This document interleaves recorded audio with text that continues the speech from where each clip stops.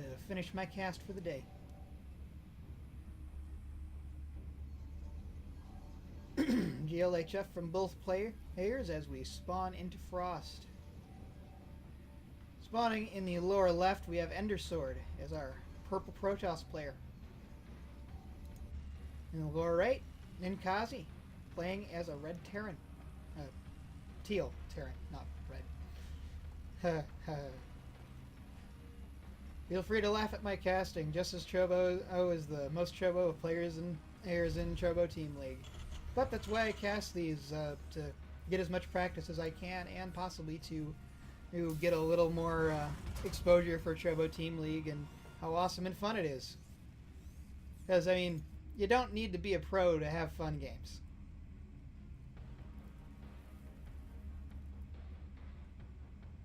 Well, if you got 3 hours of work and you haven't watched the rest of my casts, feel free to watch all of the recorded casts I have so far. There's actually two entire other matches plus the one round in week 2. If you haven't caught those yet.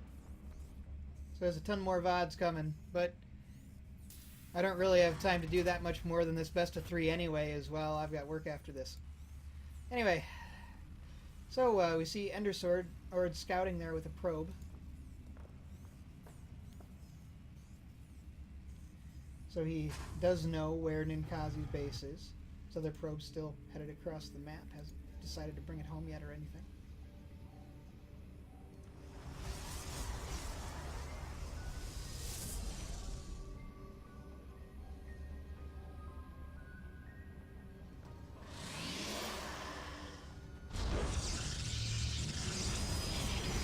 Did another protection grab up here. So it looks like we're going gateway first for Endersword over here, and pretty typical build with no gas for Endersword. 1 Rax expand, no gas. And that probe looks like it's gonna fall to this Marine chasing around. Probes are much faster than Marines. It might be able to get out, but probably not.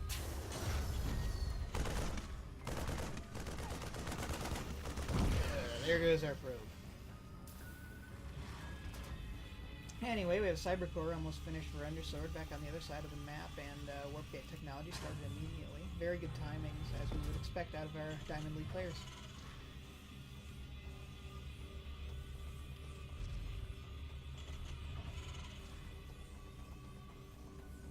And a Twilight Council immediately on the way, and in fact it looks like he's proxying that. Yes, proxy Twilight Council up in the north. Looks like that proxy might get scouted though. There's some SCV up there, and oh, he's just looking for where the base is, right? And Kazi doesn't even know where Endersword's base is at this point, so he's not really trying to scout for anything like that. I'm not gonna find it.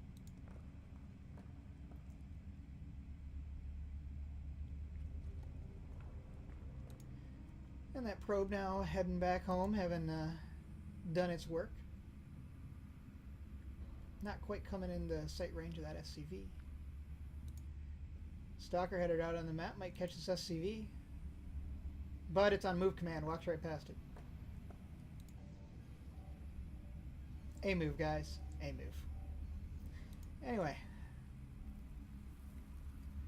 So this SCV hanging out in Endersword's neck, comes up into the main for me. It's a nice full scout out, rather than stop it from doing so, with that stalker being across the other side of the map. So we got this SCV just hanging out. Hey guys, how's it going? You working? Yeah, I work too. At least I would be if I wasn't being a scout. Oh, and there's another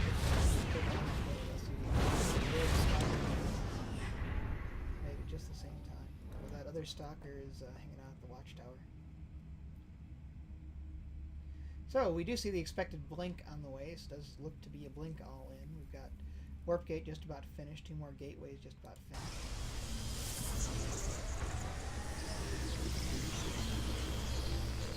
So it's looking to be our pretty typical blink all in from Endersword. Whereas as for Ninkazi, we've got pretty standard bio build. having oddly enough moved that second base up here, possibly after having scouted what he saw. Oh, he decided it would be better off to just keep both bases up here and protected for the moment. Probably a good plan, actually. In the meantime, we have Endersword massing up troops, getting down another forward pylon. Go with the one up here. Getting ready for that blink all in. Buying as many stalkers as he can afford. Actually needs those pylons to supply too. He only had supply blocked himself before that. More and more stalkers on the way, and well, more and more troops back home for Ninkazi as well, and a bunker. Another bunker. He's got one over here, one over here. So, yeah, Ninkazi knows what's happening. He has bunkers everywhere. Pretty well protected. So, a small number of stalkers blink up into the base and find lots of marauders to fight with. Marauders pretty much tear through stalkers. And half the stalkers are already down before they blink out, and the mothership core goes down.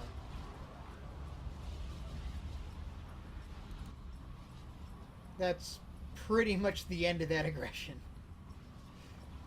Being convincingly defeated. And he lost a few troops there, but Ninkazi defended that really well. He's now salvaging the bunkers, moving down the natural base, moving out with his remaining forces. Even pulls the SCVs. Oh no, that's just the transfer. Here I thought he was pulling SCVs for the attack, but no, that's just the transfer. Anyway, he finds this probe in the first of the two proxy pylons. Leaves one marauder to tear that down, and finds the other proxy pylon up here. And just about everything but the proxy twilight counts. In the meantime, we do have a Templar archive and some zealots coming down, so Endersword got home. And the new mothership core. Combat shield about halfway done for a Terran player. And the factory just about finished. Endersword pretty hardcore supply blocked, having lost those two pylons. And our Terran player now being up 31 supply. Which will, you know, it will only get better for the Terran player, at least until Endersword's pylons finish.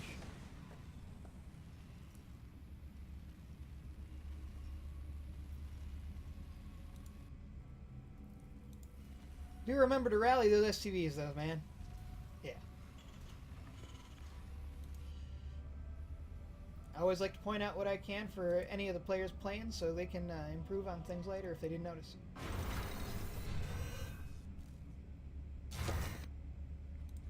Anyway, we have Ninkazi coming across the map with all those marauders and marines that are left over. Now with that combat shield being done, it's pretty good timing. Looks like he's going to hit just before the Storm is going to be done.